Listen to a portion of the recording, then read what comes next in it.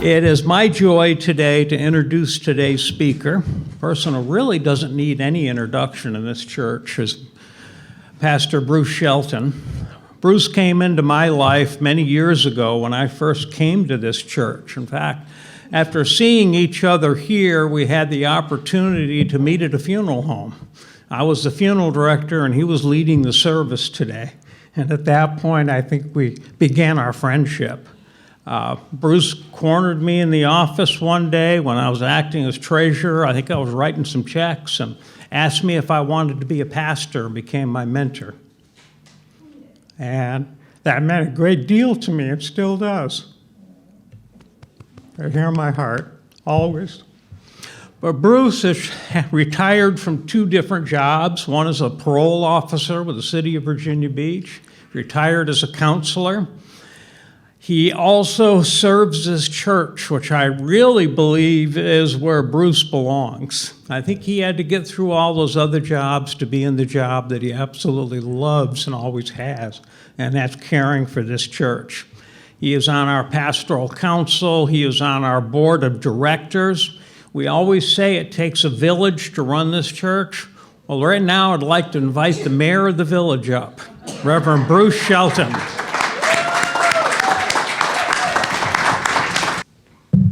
I've never been called a mayor before. Yeah. Tom Baker one time called me the bishop of the church. I said, I'm glad to be the bishop, Tom, as long as you're willing to be the cardinal. And then he never called me the bishop again, right? All right. Well, anyway, I'm so glad to have this opportunity to talk to you this morning. And I'd like to, it helps me a lot when I give these talks to ask you to help me with the talk. So if we could just be quiet for a few moments and let's just tune into spirit, feel God's presence, and let's affirm that God will use me as his minister this morning to say the words that will be of the most assistance to you.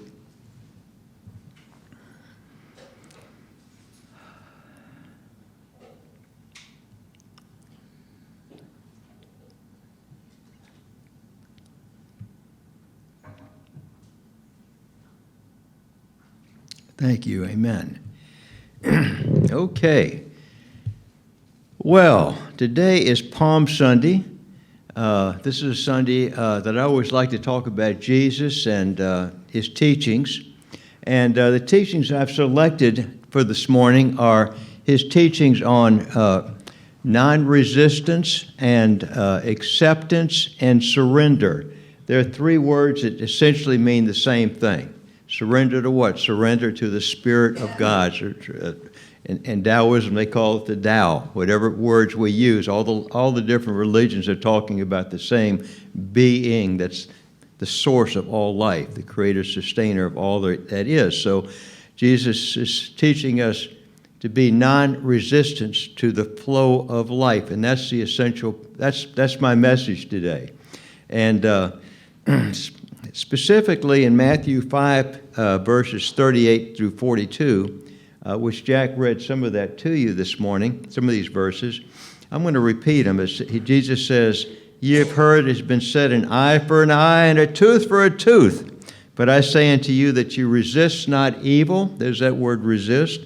"But whosoever shall smite thee," I love that Elizabethan English, "smite thee on thy right cheek, turn to him the other also. And if any man will sue thee at the law and take away thy coat, let him have thy cloak also. And whosoever shall compel thee to go a mile, go with him twain. Give to him that asketh of thee, and from him that would borrow of thee, turn not thou away." Now, the first thing to note about this is this teaching is not meant to be taken literally, okay? To try to take this literally, it just doesn't make sense. If somebody hits me on my left cheek, they could break my jaw, you know. I'm not going to turn the other cheek and you know, hey, you missed over here, you know. It'd be totally illogical, and Jesus was not illogical, right? For the conservative Christians out there who think that everything should be taken literally, I would point out that, for example, when Jesus was arrested in the Garden of Gethsemane, the night of his same day that he was to die later, he was first taken before the Sanhedrin. You know, he's bound and taken before which was the Jewish Council of Elders. And they had a hearing. And one of the chief priests asked Jesus a question, and Jesus answered. Then one of the guards came up and it says, he struck Jesus right in the face. How dare you talk to the chief priest like this? And now there's no record there of Jesus turning the other cheek, saying, okay, now you get this side. You see, there's no record, because of course he didn't do that, right? And so what is the meaning of this teaching then? We always hear this thing about turn the other cheek, you know, and everybody's very polite about it, but everybody realizes it doesn't make any sense. The real meaning has to do with not fighting with life, okay? It's the way we respond psychologically to situations, not physically, okay? So that's the real teaching here. You see, we go through life, and what happens? We're constantly things are happening, right? Things, quote, go wrong, right? It's like we're being struck by the universe sometimes. You know, when a hurricane hits, it's like we've all had the experience of something is so awful that it's like we're just knocked over, right? And the teaching, and so what's the normal reaction? What I do is I get all upset about it, right? Maybe I worry myself to death about it. Maybe I get angry and rage, and maybe even the worst of all is I get depressed. That's fighting with life. That's not accepting the flow, okay? Jesus is saying that's not the way to deal with life. Fighting with life is not the way to deal with life, okay? Now, to further understand the deeper meaning of this teaching of non-acceptance, let's take a look at nature, okay? In nature, let's specifically look at the oak tree. Imagine a very large, beautiful oak tree that's over 100 years old. We've all seen trees like that, right? And this oak tree, which started as an acorn, now 100 years later is this mighty big oak tree that's not only still alive but thriving, okay? Now, the only way the oak tree could have survived this 100 years is because of its flexibility, you see? In other words, it bent with the wind. When the winds of life beat upon it, instead of being rigid, if it had been rigid, it had been knocked over, right? But even the mighty oak tree, see, bends with the energies of life. It moves it flows, right, with the wind, so to speak. So that's a great teaching to us, and we see this throughout the plant kingdom, don't we? Another example of non-resistance this is kind of a sad example. Every summer, we in Virginia Beach read a newspaper article about someone who drowns and gets caught in a riptide and drowns. Okay, and it's tragic. And some summers it's more than just one, right?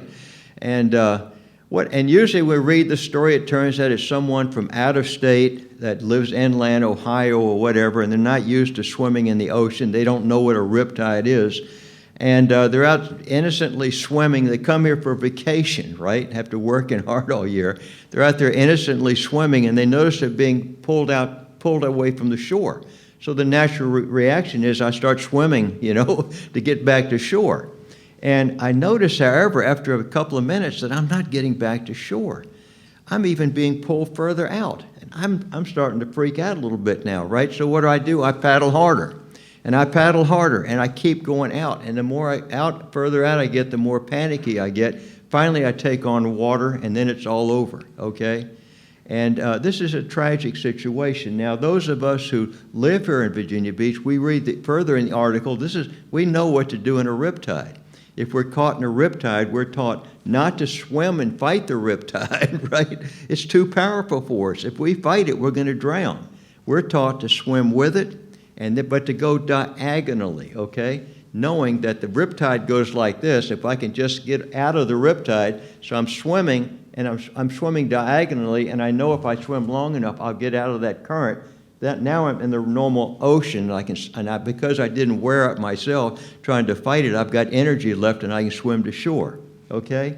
Now, there's a great teaching there about us, because we're all the time in life, sometimes we get caught in a riptide with the challenges of life, you know.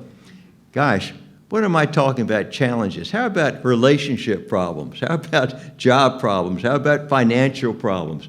This is a good one for all the baby boomers out there. How about health problems, right? How about legal problems, whatever it might be? Then we've got the sixth category. These first five I mentioned are all out here in the world, how the world is affecting me, right? The sixth one is even more difficult to deal with, and that's what we can call it intrapsychic problems, like I'm dealing with guilt and shame about something that happened in my life, something I did, and I feel so guilty, and the guilt's eating away at me. Well, that's a problem, okay? And that's just like being caught in the riptide. And Jesus is teaching us, don't fight, you see, with these problems.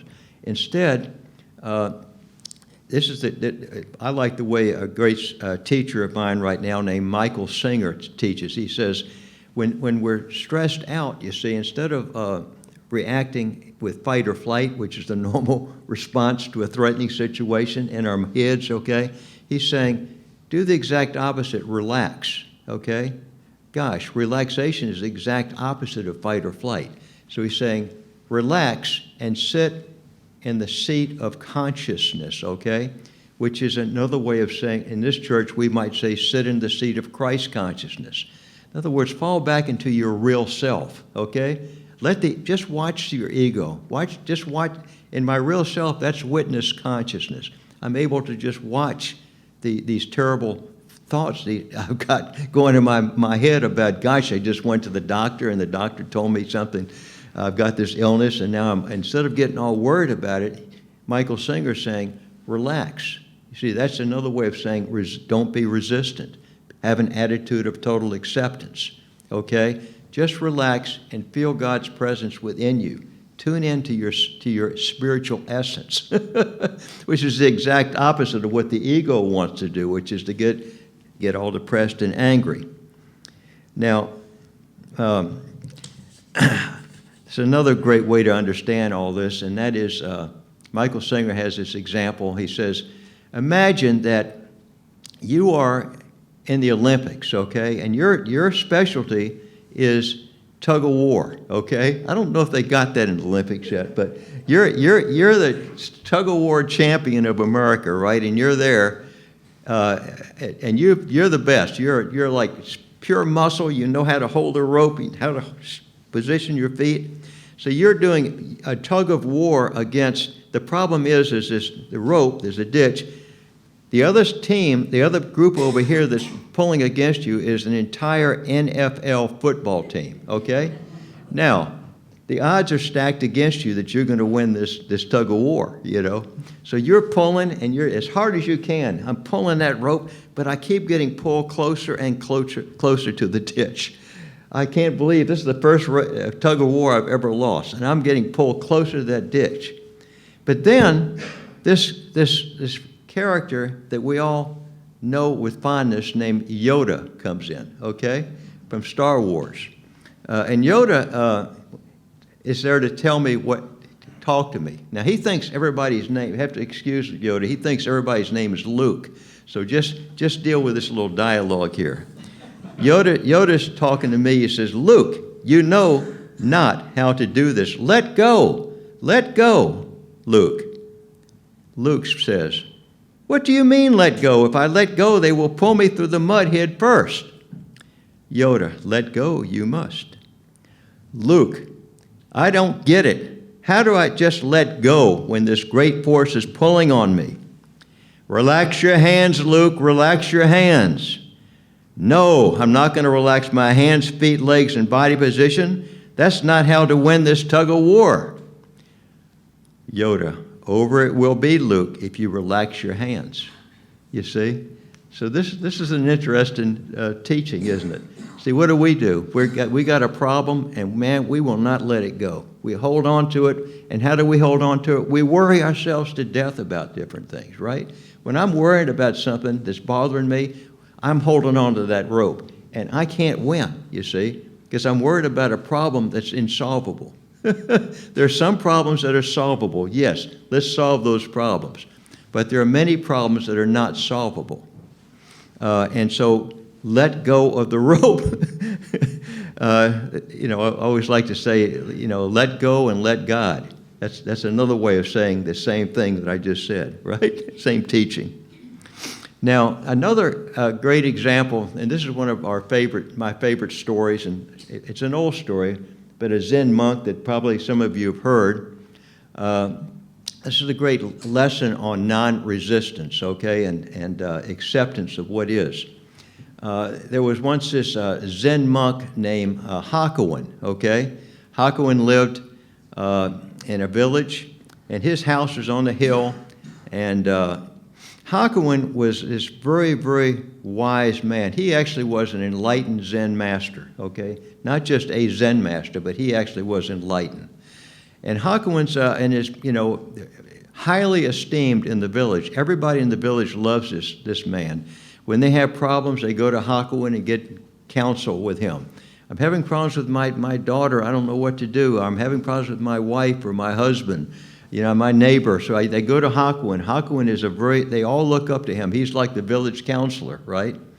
And one day, a 16-year-old girl gets pregnant.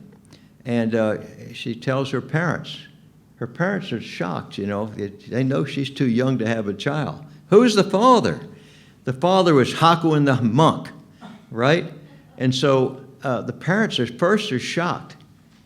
And then the shock turns to anger. They can't believe that this monk they all trusted, right, even with their children, has done such a thing. And the word spreads quickly across the village. And everybody in the village now is shocked, and then they go into anger mode towards this Hakuin, whom they had all thought they could trust with their lives, right? And they're terribly disappointed and upset. So the parents go up and tell Hakuin, "You're the father of the child here. How could you do such a thing?" Knock on his door, and Hakuin, all he can say is that so? No resistance. Is that so? So anyway, a few months later, the baby's born. The parents, with torchlights go up to his home on the hill one night, and they knock on the door. Hakuin, you're the father of this child. You get to raise this child. And they gives the baby, this infant baby, to Hakuin, who's never raised a child before. And this child still needs milk, right? And Hakuin says, "Is that so?" He takes the child. And for a year, Hakuin raises this child.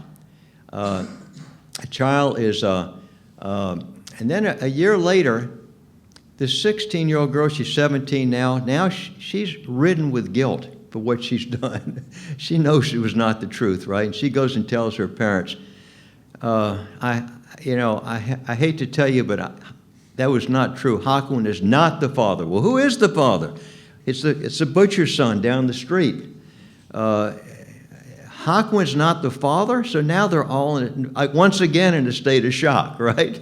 They can't believe what's happened here. And then that shock turns to feelings of guilt. How could we have done this to that poor old man up there in the hill, right? So, and the word, of course, passes throughout the village, and the whole village feels the same way. So one night they go up, to the knock on his door. This time it's a tap instead of a thump. And they say, "Hakuin, we are here to apologize. We just found out the truth that you're not the father, right? And Hakuin, and we're going to take the child back now. The child is ours. We'll raise that child." Now, Hakuin, you can imagine, is bonded with this child by now. Hakuin gets the child, gives it to them. He says, "Is that so?" Gives them the child.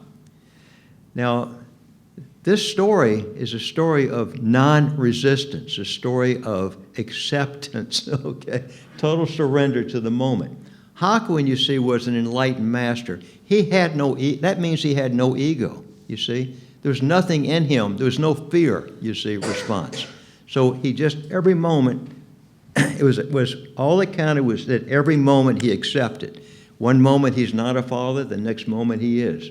One moment he's esteemed by everybody in the village, the next moment he's hated by everybody in the village. Okay, there's nothing in him. Now, How would you react to this, right? I know how I'd react. I didn't do it, you know. I didn't do it. How can I no, you got to believe me. And, you know, and I'd go down to the village and talk to people that I thought were my friends. You got to believe me, I'm innocent, right? Nobody would believe him, and because this girl was very convincing. And the more he talked and claimed innocence, the more guilty and more upset and angry everybody was, you know. At one point, a little aside here, I was a probation and parole officer, and I had all of the sex offenders assigned to my caseload. I was what they call the intensive officer. So for the whole city of Virginia Beach, I supervised all the sex offenders. Just about all of them would say, I'm innocent, I didn't do it, right? And it was almost a joke, you know. I'd go to these state conferences and they'd say, you know, sex offenders have created a new definition for the word denial, you know, because they could lie so well, and some of them didn't believe it themselves, you know, even though they were guilty. But there was some, I'm sure, actually were telling the truth, you know, and we know that's true because of DNA testing, you know. So some sex offenders who claimed that they never did it, and this was the case with Hawkwood. You see, he actually was innocent. But rather than going and pleading his case to everybody, you know, he just says, okay, he accepted it, you see. It's a great lesson to us, you see. We all want to be loved by people. The worst thing that can happen to us is something happens and everybody all of a sudden hates us, right? So, for the last part of my talk here, I wanted to share with you a specific technique that you can use in your life to help you deal with the stresses of life, okay? And once again, I'm talking about relationship problems, job problems, financial problems, health problems, psychological problems. We all are dealing with it. This is a pretty neat little technique. It's called the fix it, leave it, accept it technique, okay? I learned this from Eckhart Tolle and from some other spiritual teachers. Anytime we've got a problem of any type, okay, Eckhart Tolle says we've got 3 logical, sane options open to us to deal with any type of problem. Okay, think of a relationship problem you might have with somebody, family or whatever. Okay, 3 logical, sane options. The first option is I want to fix the problem. If I can fix it, I'm going to fix it, okay? Some problems we try to fix it, we can't fix it, right? So the second option is, you ask yourself, can I leave this problem? Is this a problem I can leave, okay? Some problems we can leave, like a bad relationship or a bad job. Other problems we can't leave, okay? If I have a health problem, I just can't leave it, right? The third option, if I can't fix it or leave it, okay, fortunately there's a third option, it's called acceptance, okay? Acceptance, all right? So an example of this is one time I was working with this man, it was back in 2009.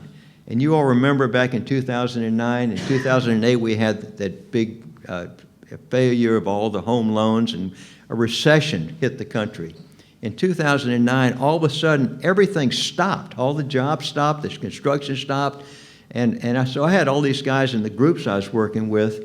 I ran substance abuse groups who were carpenters and plumbers and real estate salesmen, and they all were unemployed. But this one guy in the group got a really good job as a carpenter. He worked as a framer for this company. He was really good in his craft. He had getting $25 an hour, which was a good wage back then for a carpenter. And however, he came to the group, and every week he says, man, I've got this job, you know, and I'm stuck. I can't, there's no other jobs out there, so I'm stuck with this job. The problem I got is that the guy I'm working for, the foreman, is a rageaholic. Every day I go in there, he finds fault with me. He criticizes me, gets upset with me, and I just can't stand it, you know. So he couldn't. So this is I said, if you talk to the man, yeah, I talked to him. I tried to, you know, calm, but this guy is not. He's not about this. He can't change, you know. He's just an angry man. It's not just me. He treats everybody like this, and so I said, so he couldn't fix the problem. You know, you want to fix the problem. A lot of times when we have anger, conflicts with somebody else, we can fix it just by talking to him most of the time, right? The other person doesn't want to be angry either, right? But he couldn't fix this problem. He couldn't leave it right then because there were no other jobs available, right? He could leave it. He could get angry and walk off the job, but then that Friday he wouldn't have any money to pay his living expenses, right? He didn't want to do that. And we counseled him, if you can leave on your own terms. Don't just get angry and blow up at the guy like you feel like and walk off. So I said, we talked about acceptance, and acceptance, now this is the key thing about acceptance. When we have problems in our life, such as a stressful relationship with someone, and we can't leave that relationship, or a stressful job, or a stressful financial situation, acceptance doesn't mean I just bite my tongue and say, okay, I'm with this person who's abusing me all the time. I'm just going to bite my tongue and live with it, right? I'm just going to accept it. That's not what acceptance means. Acceptance means a much more narrower definition. It means I accept the present moment for what it is, okay? Just the present moment, because the present moment is what it is, whether I accept it or not. Okay? If I fight with the present moment, like this man with the rageaholic as a foreman he's working with, if I fight it, you see what happens? I drive myself nuts, and I find myself angry, or I get depressed, I get worried. I go home and I take out I can't talk to this foreman and tell him what I think, so I have all this rage and I go home and let it out on my family, you see. And the secret here is, acceptance means I accept the present moment for what it is. And I don't fight with it. So this fella really kind of worked with us. And what also I recommend is when you go to work, do so if you accept it, then you can go to work with a positive attitude. The attitude is, when I went to this job site, before I go there, I'm going to spend just a couple of minutes. I'm going to actually bless this job site. I'm going to say, thank you, God, for giving me a job today. Thank you for having good coworkers to work with. And Lord, I acknowledge this man is a very difficult man. I affirm that you will protect me today, guide me, and I actually send I send my blessings to this foreman, right? Now, so you go into the job, your whole attitude has changed. You see, I can deal with this. I feel a lot better. He can say what he wants to me. It's just words, right? And I'm going to keep this job and leave on my own terms. And that's what he ended up doing. He couldn't fix it or leave it at the beginning, but I'm going to work towards fixing it and leaving it until that time. I'm going to have an attitude just every day of acceptance of what is. Can everybody hear that? You see, if you do that with your own life, it will help you a lot. And so he had an attitude of acceptance, and he ended up getting a really good job with another crew when things started picking up. So now I said there's three logical, sane options to deal with any problem. The fourth option there's a fourth option also, but that option is totally irrational, illogical, and even insane. And that is the fourth option, and this is what our egos do, and what all of us end up doing, because we all got these egos, right? And that is to get upset about the problem, get angry, worry myself to death about it, or get depressed, right? So this is what I said, and what does that do? It does no good. It just makes you feel bad, right? So I suggest to you, if you ever got a problem in your life, right, that's disturbing you, right, ask yourself, number one, what is the problem? A lot of times there's a lot of little problems, right? And they're just kind of eating away at me, and they're just in my head. I'm worried about this, I'm worried about that. Get a piece of paper and write down, this specifically are the problems I'm dealing with in my life, okay? All right, maybe it's one, maybe it's two, 1, 2, 3, but you write them out. Then number two, ask yourself, can I fix this problem? Can I leave this problem? Or can I accept this problem? Okay? Just ask yourself that question. If you do that, it helps you to calm down, because you can always fix it, leave it, or accept it, you see? And then ask yourself, am I getting upset about this? Well, that means I fell down to that fourth option, which is not a good option to be lost in, okay? Now, everything I just talked about here is summarized in a prayer, a great prayer that a lot of us know. It's called the Serenity Prayer. The Serenity Prayer is an entire philosophy of life in just 3 clauses. God, grant me the serenity, the peace of mind, God, grant me the serenity to accept the things I cannot change, the courage to change the things I can, and the wisdom to know the difference, right? The entire philosophy of life in those three clauses. Now let's take a look at that just for a second, and then we'll be drawing this talk to a close. God, so right away it starts off with a prayer. We're clear this is a prayer. This is not just an affirmation, an intellectual affirmation, a positive thought. I'm actually realizing I need help here. I need to connect with my higher power, with the source of my life. So God, grant me, give me the peace, the serenity, the peace of mind to what? To accept the things I cannot change. In other words, there's some things that I can't change. Sometimes I can't change somebody else, for example, the way they think, what they say, how I can't. You can try that, but it doesn't work, does it? You ever tried to change somebody else? So grant me the strength to accept the things I cannot change. Give me the courage to change the things I can, okay? So this is not a prayer of passivity where it's just saying, roll over and play dead anytime somebody's bothering you. He says, if you have a problem you can change or fix, okay, do it. If you have a problem, give me the courage. You know, we can have a job where we're unhappy, but it's a safe job, it's a secure job, and we get in a rut. It's easier to keep this job than to go out and look for a better job. He's saying, give me the courage to change the things I can change. And then this is the kicker here. Number 3, give me the wisdom to know the difference, because with my arrogant ego, I think I can solve any problem, and I can't. It's like we bang our heads against the wall 1,000 times trying to solve a problem that's insolvable, right? And all it does is make us very, very unhappy. So this is my Palm Sunday talk. I hope it's been helpful to you. It's been a real joy to me to share this with you this morning. God bless you.